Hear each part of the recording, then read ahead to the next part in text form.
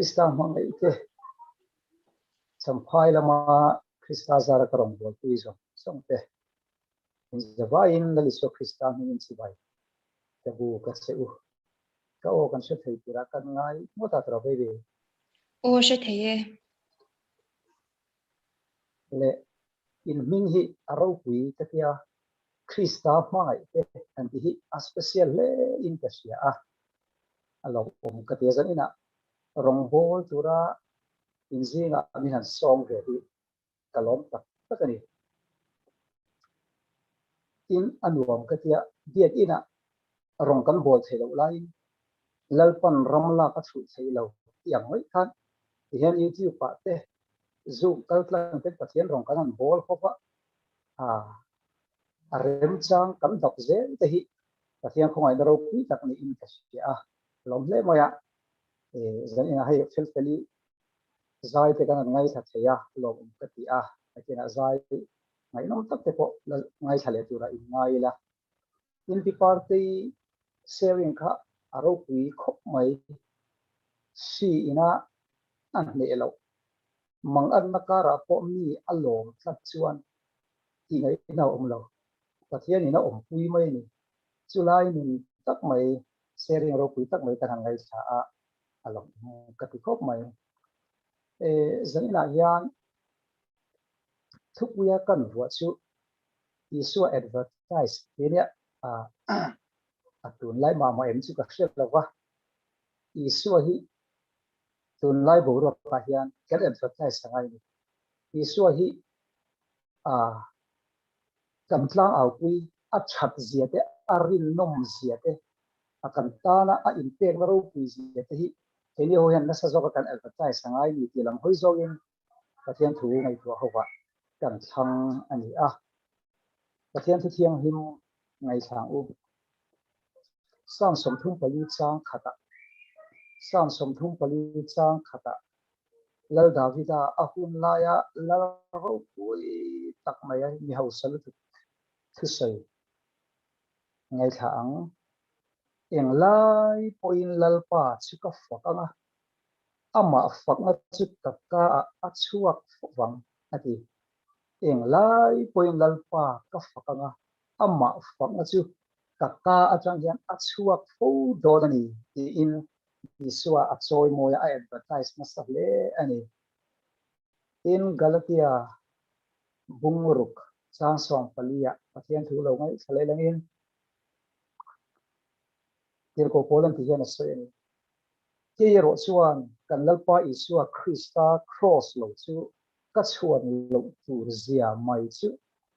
chu me zara chuan khovel ka tan khen de ina oma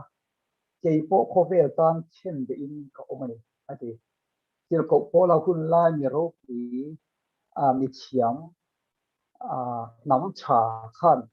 ka chuang do na mi ro lo chuan he khovela hian Krista cross lali suam min tur sakma lo hi chuan tur ka nei lo ni in war takin Krista chin chia na utu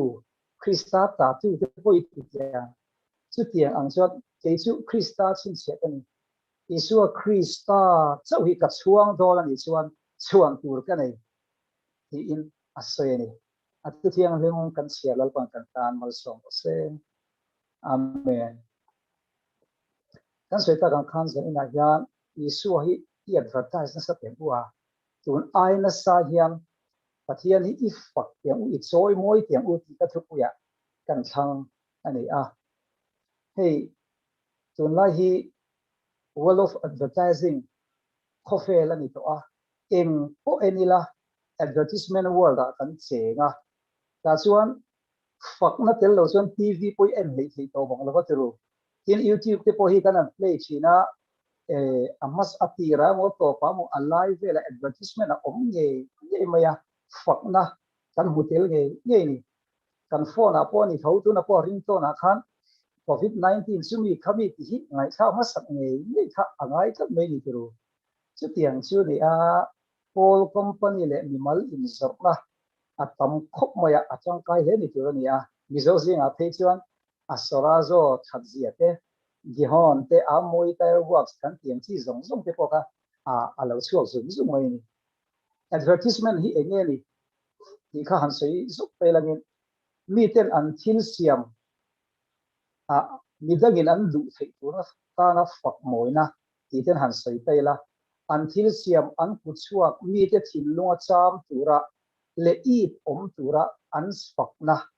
ani a ta chuan mi hmuh an pho lang thina ni chumi tan chuan model te le thil dang a te ne na ron fakin mi leidu tu zongin an ron siam thina thil tui mi alo ko hi a fak tu zirle a an fak thiam dana zerin o oma an siam the ni kan no kon lai khan a washing powder nirma ti hi fak na chini chu lai chuan du da san sia hi china ta chuan nei chen o pong pakati lam china ka en tel ye ni thangai chi chu tu lu chuan kam mungai to lo na ma se kam di tha kha da chat me ni chu dor han kal khan nirma alo chuan ril ru khan lei cha ka kha alo chini em fa in mi hian advertisement an ti a how tak tere nen company le thil siam chu dor franga ain zuwa thina chu chiang chu ani an tung del chu mi in an du theinan an thil siam chu a I tom ziate an sia theina turin an ti china chu once he needs a chantir an tumani once he needs a chantir an tuma ti chuan min a amamo fak lo ya fiat po kha mamo a du na tura kha din siam sak thin ani chu tiang chuan tu lai ko vela po kan se pe tanga Myntra te Amazon te Jabong te po kan hua off season discount an tia tung lo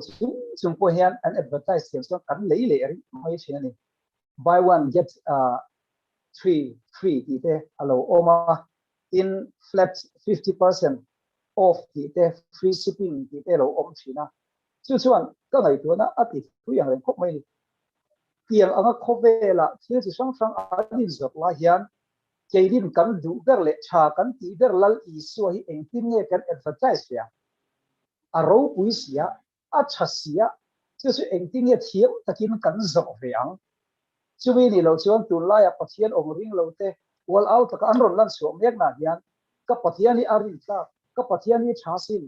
kan pathian ro pui je hi engtin nge kan soi chuang ti hi a thil poi mo tak mai ani to a chu wang chuan zanina chuan karil ro chuan buy Jesus get another free buy Jesus status a thabiu mai thei buy Jesus get another free Isua nei la engkimi nei ni mai ti hi kan advertise ve ngai ton Isua kan nei chuan mi re thei der pon ka re thei lo kan ti a true Isua kan nei chuan thil nei lo mai la o na laka min chan hi ma chu tiang chuan mathai bung ruk chang som thung pathuma aram le fel na som ma sa zo bu chu ti chuan in ma mo song song chu ka pe bel chang cheu ati a soi tu hi Isua ni ado don lo ni china kan ho sin baby jahau khan asai thil nga me te po aneya ta chuan aram le afel na zong tu te chu min ngai sak don ti hi pom nge nge tu ni kan ring hel le zok china ke ma di lam chu kan rin la hi achak lo thi ma se kan rin a hi achak ani kan rin a hian thila ti the ni kan rin a hi adu omani ati sual ve ngai lo ni ti hi kan ril ro vongila I Bible kan mo ithin lung zong zong in lalpa ring la nang ma sia nai na su tu zanina po poi bo rio ka se chu ke ma di siat na ka din na chuan kan ring hel chi chu wangin ke ma di siat nai na lovin min se tu kan rin na zo ka hian in na tu rai kan rin na zo ki arin oma ke ni rin om lo rin tlak lo chi ma ila kan rin lalpa zo ki arin omani ti hi kan pom thiam apoi mo in ka sia chu wangin chian te u buy Jesus get another free Isua in ai chuan engkimi nei lo Isua nei tu te ni hausa chu kan lo ni ter zok lat nei ni chu sung nei lo mai la van lam account hi kan lo ring ve tlata ta chuan pathian kho hai na kha at takin kan lo mu thi ni chu rin nei kan kala tu ro chu la ya chu ni e pathian min mangai nei ro pui tu ka chu soi chu thiam hi kan zir te po apoi mo in ka sia pathian mangai na ro pui chu ka hi achat zia hi mi dang kan sil thiam apoi mo khop mai sin kan tu zar mo la aron soya ta chon karil ro om se tu lai min mangai lo thei lo ti lai a tha hi yan ka sia pathian mangai na hian nang le ke mi sual hi min mangai lo thei lo amo hi ka tu to ka chewangin kan pathian hian min mangai in tu ka min du sak in tu ka chewangin tu na lal isu krista cross le an thai kan hi na ai hian hei ai tlom zo hei ai she om zo hei ai cham se zo ki om ma se lal isu hian min chan da ma chul don hak lo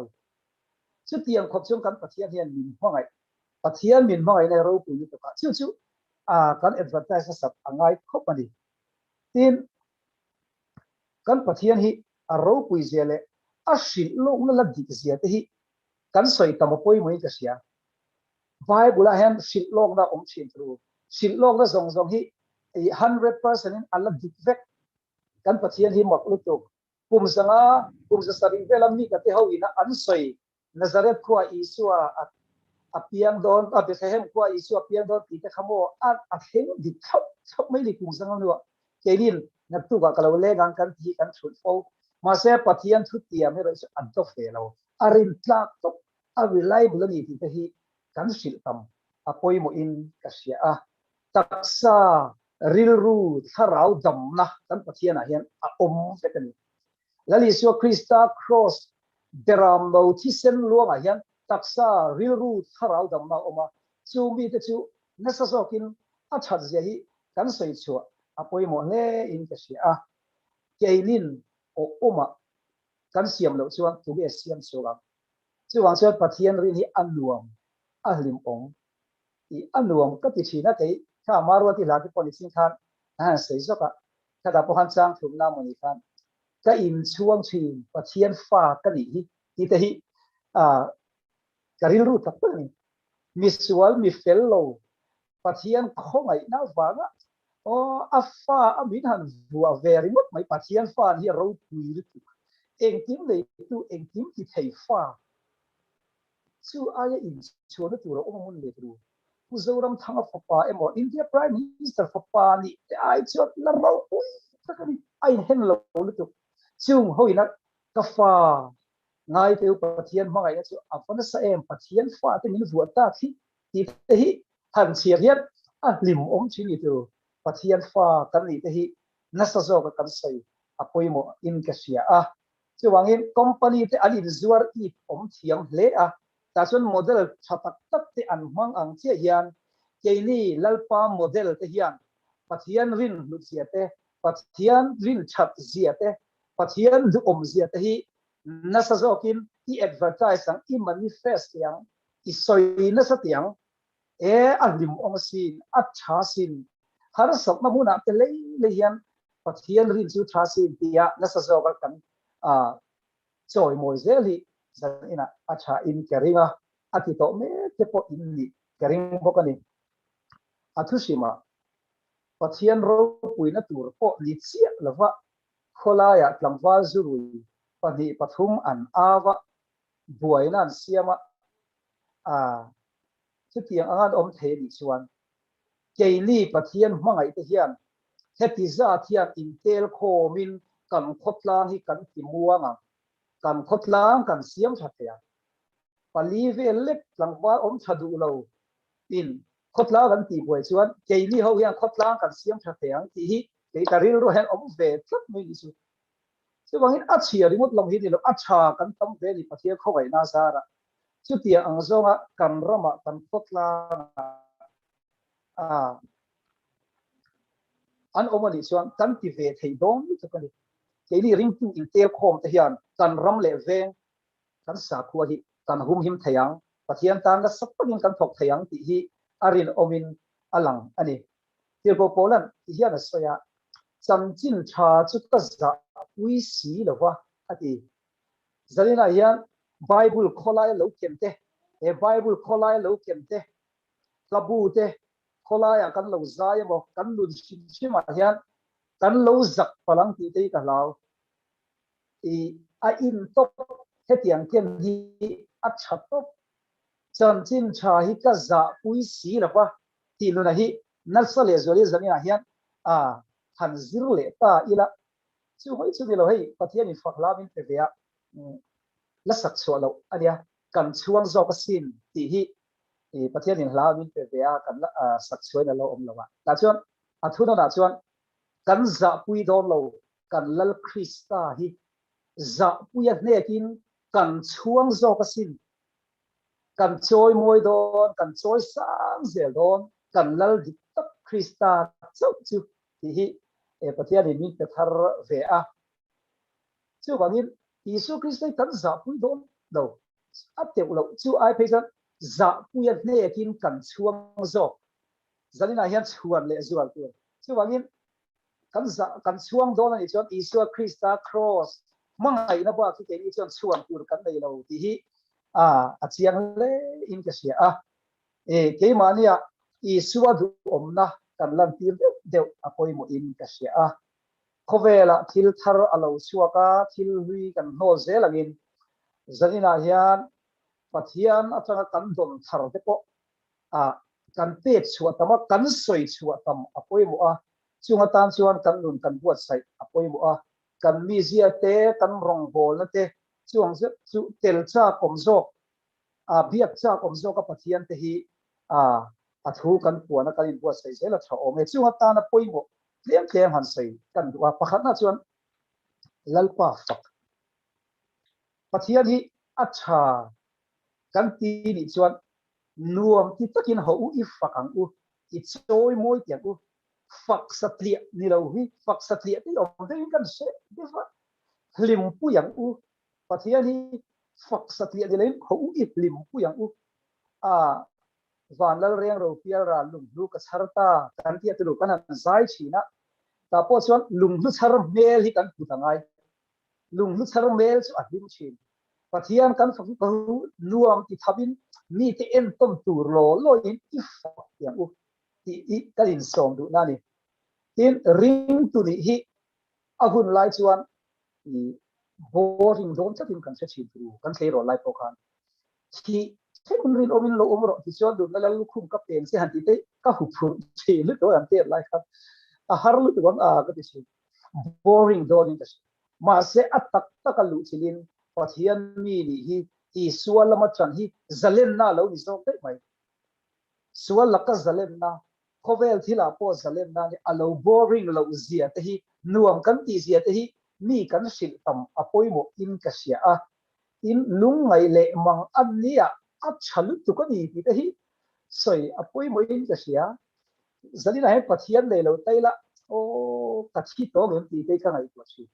ma se lung ngai le mang an nia au e tur lalpa kan nei te awan ro pu em tu har sat le mang an nia nang ni thok rim le fur zong zong tu ka he na lo ko la ka chol ti rang chu ti tu lalpa kan nei te hi awan ro pu ta e chu wangin a chani ti hi ko u na sa zokin i soi tiang u tu lai pathian rin hlel te hi an lo om ve lual to moya chung ka ra chu rin tak tak thi lo fu ni risla na chi ni ring ro irin dang kal ro achhal tu ka dia ia kan sei tam te poi mo chu wangin kan fakla te hian thil chamu tu zai nuam ti kopin lalpa i fakang u lom fo ro u atia lom na kan cham tir ze la poi mo har sam te hi la ka du fo chu lom na tak mai thin lunga ka dei hi I suam min pe ka ni han ti te hian ka nu na khoi chi khop mai lom na tak mai han nei te apan ro pi en tu man ne ya kan chian lu sang te Facebook ka thu post ka mo chu ka ri lu khoi le moya zanina hian thi na wang har sa to te kho har chhung ko te ko kan mai thaya in chung ko har sa te dak na nei te ko kan mai thei chu ta tan chon kan sei sok do chu job pakha setanan anei zong zong kha alak sak li in ai se ni anu pui fanal te zo afa te zong zong alak saka aran rual te a hau sak na zong zong kha setanan alak sak mai ni chu ta chuan khovel ngai a chuan job chu atua na sa le mai an nei zong zong se ta na lak sa ka an ti mai the ma se japan nei zong zong chu lalpa ni japan nei zong zong chu lalpa ni se ta na khana lo lak sak thei reng lo mai kha lo ya thil dang ka chu thil dang lo ni ma se japan in nga na le an nei zong zong lalpa ka chu alak sak thei bi alwa ato pa chu lalpa ring tlap nu na chu fa aya melcha du tak ka piaran rual te la an tele na sa em mai khopani chu wangin khovel thila ril ru hat lavin kan nei chun lalpa hi chu bin lak sak dong lo ni chu mola chu eng kim nei tu hi a ro pui lu tu kani ho hi fakang utia ni dang te po kan som se la chai kari tin kan chan ve chu ni lo mai the ke chu lam chi kan ya kan ti yang lam chi kan ya chu ta chon Manchester chu ka chom der chi lo na Manchester in khel kwa kut ka beng du ani chuan enga tige ke mi sual chandam tu leile van lal ber fak tu hian ka kut ka ben thei lawang ti ka ngai to na he ong chi ni chu khovel thil chana ka kut ka beng do ani chuan chu aya ro pui zok ka de lalpa fakhen ka ti ka kut ka ben lawang ti ke ma chuan ka in fui na ani chi na zanina hem ei ka lam chan tle kan sei ve do kan lo ser lo pu che chu e pakhat na chuan ka lam chan pakhat na pathian ka fat chin na chan pakhat na pathian mangai na ro pui zia ka sia thian misual ke min chan dama afa arong lu tua mi thang mai ti ka sia thian ka fak lo thei lo wa lam tu la ka chuak chi na ni ka fel wang lam ni lovin ka raw wang lam ni lovin min mangai tu hi aro pui lu ka fak hi ka du chi ani in abina chuan i keilin nuam ki khopa kan fak lo chuan tu nge fakang chu wang chuan kei ko san upa hi pathian khowai na sa rong bo tu hian ma ka suai tu ri nuam ka ti ti hi ka ko san ni te ka karin pathian karin pui te an se tu ri kalala ni ti hi kalan tir tu ri ti ka hai tu na hen a ong ve tlat mai ni chu a raw lu tu lo ma se ka chan lam ti chen ka ru ni tin asina chan ka fa te hian tu na ka seng chan ka fa te hian tu lam chang e ka ni an sia ta ngai ti hi ka ril ro om chi ka fa te hian he pu thi ka ben na put ka fa te ka ben na put la vin lalpa ma in ngai pom put lalpa ma in lam chin put ani ti hi an ni kha ale ka thi ku na ko sia se ka duwa chu wang sam ka fa te hian tu nge ka chan khovel thil a in ka pa hian lalpa la ma chang ani ti hi sia se ka du ni pi te hi ka ngai to na om china in apalina chuan kei mia zonga pate pa fel lo le ngal ka fa ka wanga lalpa along ve do na ni chuan ka ban toy te hi har ve tu chu ka dia lo le inge mu ka pu yang le ui lo afa min te tu lalpa chu nge ka pek ve thu wang lo ma lim zai lo thei ka ni lo ui lo afa min te tu ti hi ka ril ro han a om china ka fa ka lalpa alung oya a ro pui na lang do na ni chuan ka ban toy te hi ka ke pen ter te hi akal ve tu ni hi ka ngai tu na om china chu mi kan sen na chu ho lalpa hi i fakang u kan limpui tak tak chuan aro pi don de thukan ina dot le chuan hei thu sil tu kan omin karinga thu soi thin ong karinga KTP level a te 3KP a te le thil dang apo ho u i thu soi te poi i zero zel te u kan thiam lo na a zero thai eng kim hilal pa a dil thai de chuan tu din hun po a host don de pon tu thin hi thu ve de du thai ne tu maselal pa hian eng kim nei ve eng kim a ti thai lan moi ti lo chu lo lalpa a moi chu na to lalpa moi chu na to so ta chuan in che te hi advantage song ve dia rong bol tu kan han che hian mian lo kon fi ve sok zel ani po a che chuan a che ve thei ni hi i kha mi han lo she ya rong bol da la chang kai zel tho so wan thu kan sila te po ho u na sa zo ki din po sai la ei tur choi pe o kalin khom le hu na la thenga chu ta po chuan kan mi te ril tram vi kin an lo li le ron chu nga chuan kan mi te ril tram chok te turin rong bol tu te kan in buat sai na thu soi ka lấy soi ni o an ti sa van lo ka cha to lu tu ka dia tia dom song thei tu ra tu mun hi ka in buat sai kun ali ti sia ila rong bol na hi ngai lu ila thei to bin chong tra na nen in buat sai zel ila te chuan lalpa ro puenga can advertise this as well thea tin dam lo te na kina hei fel tak tak te in ka sia a dam lo in venga te in chung zinga te on chuan lo chong trai sak se lo anei tu kan ni ti hi siat ti ra ngai ka chong trai nga dam le lo me nga ti hi ngai tu na om du ka ti dam tu ra ni lo lalpa ku tu ra ni a man ruwa hi ke ni mai chu wang sa na sa so kin dam lo in mu san te kan chong trai ang se o pathian hen kol ti lok ya kan sum da dam do ina dom dom po hian kan dam lo po hian charia wa ka siat chu chong trai po tam chong dam do in pon tur chaber po kan se ya tia pathian ne na in lan ma sakhi alo fu in ka sia pathian ne na Calvary Hospital hen in admit ma saberi la chu min ha Cowell Hospital a chu le chen admit chi la chu kan na po atang ka in ka ringa isua ti dam tu ro pui ali ziate taksa ril ru tharau dam na ni ziate hi na sa zokin puang ro I chong chai nai bian dam chen pai tari kan selo mai mai lo pathian in na thok chi pathian in na thok asal tu ei tu na ya po hian pathian kho gai na zara kan chung chuan an kan sar dam te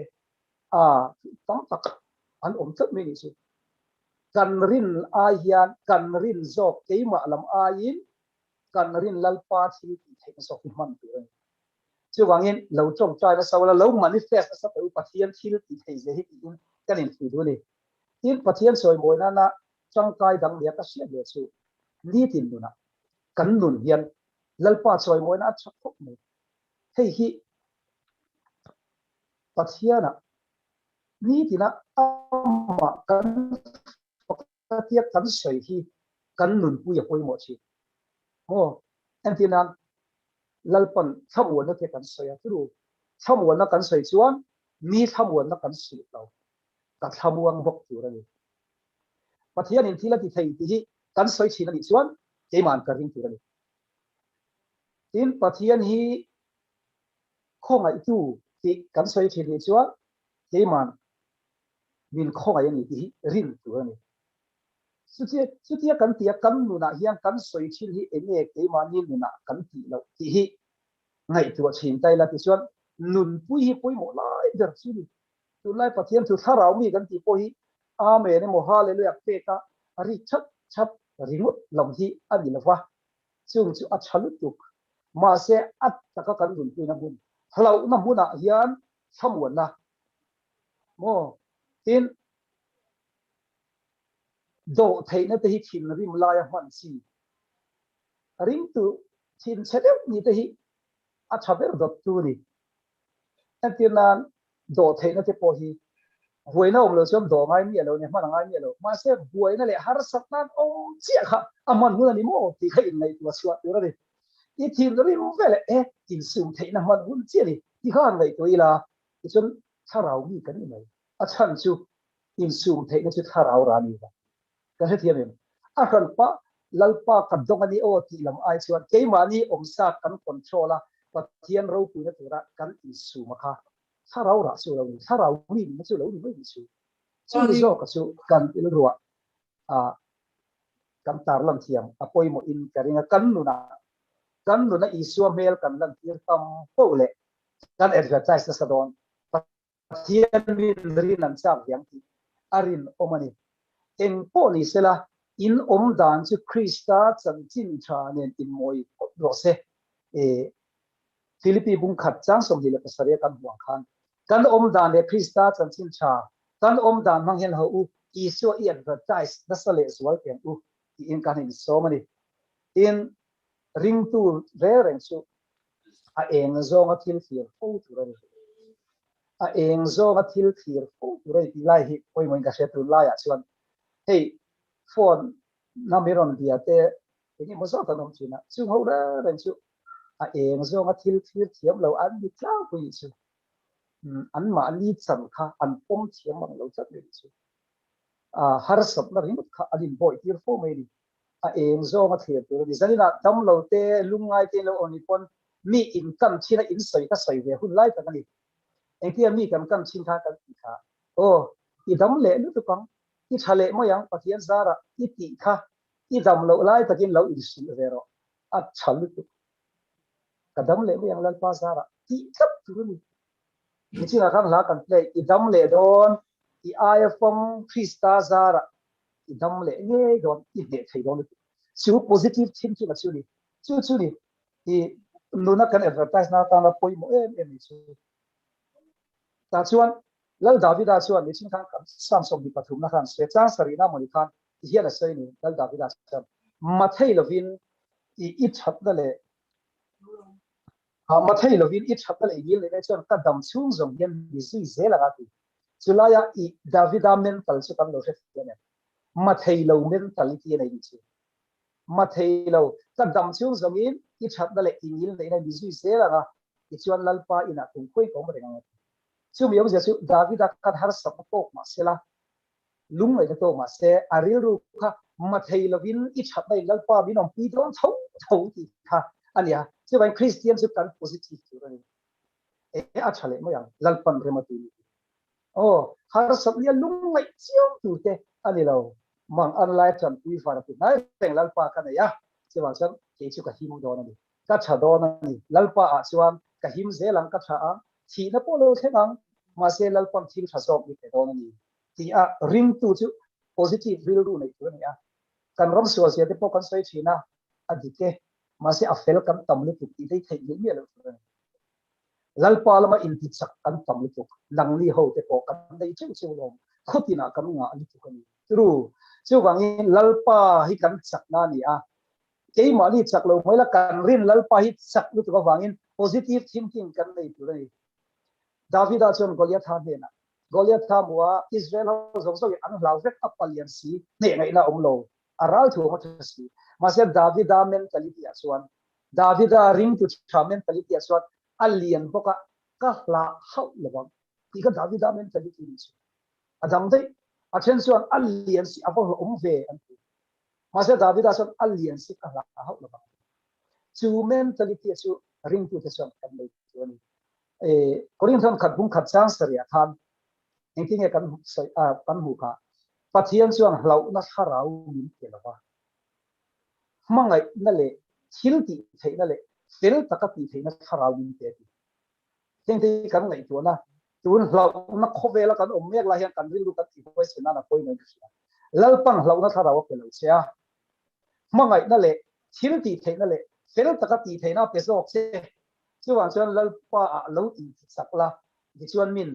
irin na anun zia an huanga isua an choi moi thia irin ro pui zia an huanga isua an choi moi thia lo na muna bera thabuam tlak mai a an ti chuan ta chuan irin lalpa ro pui zia an hu thei don alo ni ka soi nem thale moya lal davida chuan hian a soi ni chu o kanun na lalpa chu fakla ka ko chunga zong zong te u lalpa chu fakla zanina hian isu hi kaima le ka ko chunga zong zong te hian lalpa chu fakru kan ti ngai tru har sokna ka na te u lalpa chu fakru ka har sokna zong zong te u lalpa chu fakru lalpa chu zong zong yan fak chuan adam mai lo alo thale mai china lo mi chu mentality a chu kan nei ti chuan a thale in karina eng lai point kan sa kan na na kan sa som thung pali sang khata eng lai point ti lungai ber lai point chi na kan ton lai point kan na lai point ti ani chu eng lai point ti chu eng lai point lalpa chu ka fatama ama fak na chu ka ta chuak fo bang chu kan ti thei nga chuan ata kan ti thei nga chuan tharau bo kan soi che kan nu na la li so krista la tin atop che to nia ti tia kan le ngai kan soi ta mangai tru pathian tu hi ti tia kan le ngai thil dang a hian kan mangai le pathian kan mangai le te na pakhat an se chu khun kan te ta he thil kan ngai poi mo kan te na chu khun kan te ta lalpa ta na hu hi te tamang te tam le zual ya ti chuan khun kan te tam chuan pathian a ro pi ze lang sam za panga na chang hia chuan ama cho moin la sa ula ama fakin zai ro athil ma ti zong zong chu ti ro ati helaya ti la he thale in ka sila zalina po hi kan ti ya pathian kan du ho te hi van rama min phone an en mai emo an ti mai la khan te ni chu ro kholin tu na hian ma ni tan cha kai khorin kan om me ka ti ya kan ni se la poimo khop mai atop na bera chuan pathian faknan media hmang changkai ang media hmang changkai selang